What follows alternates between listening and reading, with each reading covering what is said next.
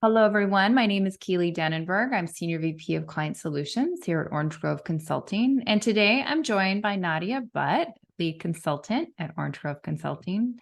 And we are talking about the things that organizations should do to prepare for strategy work, whether it's diversity, equity, and inclusion strategy work or some type of other strategy.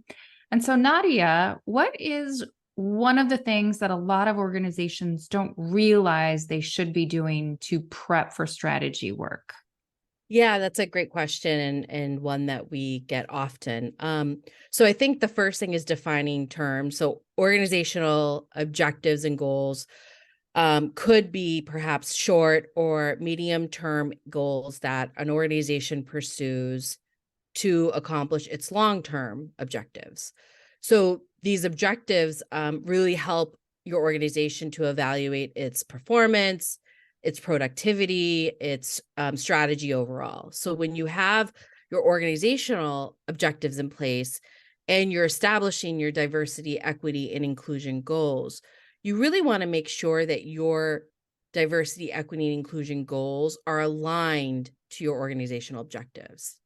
That will really help you focus your focus and prioritize much of your efforts when it comes to your diversity, equity, inclusion, problem solving to the strategy, the overall business strategy that you have in place. And what is the advantage for organizations who do this? Because it sounds like, to me, in my mind, there must be, this makes a lot of sense, but I'd love to hear from you what you think. Yeah, I think it can save you long term in terms of like spinning your wheels. Oftentimes, when we are trying to problem solve something, we're wondering if, for example, that they are the right things to be problem solving.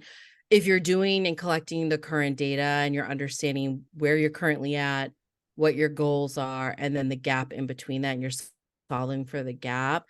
Once you're understanding truly what you're problem solving around, then you can align that to your business objectives. And then there's no waste in talent. There's no waste in resources, right? So that underlying of waste is really important. I want to also just, if it's okay, to provide an example. So if, say, for example, you're in your current state and you've determined that your sourcing and recruiting processes has a gap or has an opportunity to be better. So, for example, if there's like a gap in terms of recruiting for more diverse teams, and then your business objective may be to grow the next year in terms of talent, then you likely want to focus your DE&I problem solving efforts around your recruitment practices. And then the alternative of that is if you don't plan on growing talent wise. So if you're an organization, you for the next year or so, you are not growing, you're not planning to recruit, you're not planning to, field and grow your talent pool, then you may not want to prioritize your problem solving around the recruitment practices, right? So it's really understanding what your goals are and where your efforts should be placed in those medium to short term goals. Great. That's a great example.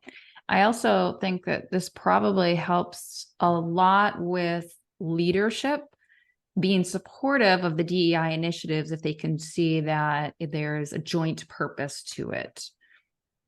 So Absolutely. Any stakeholders or any business leaders that have, established business objectives, then absolutely there's going to be more buy-in when we're trying to influence the DE&I strategy and embedding it into the organizational strategy for sure. wonderful. Well, thank you so much. So check out our blog on this subject. We have a list of things that you can do to prep for strategy work. And then we have some other micro conversations on this topic as well at our YouTube channel. Thanks so much.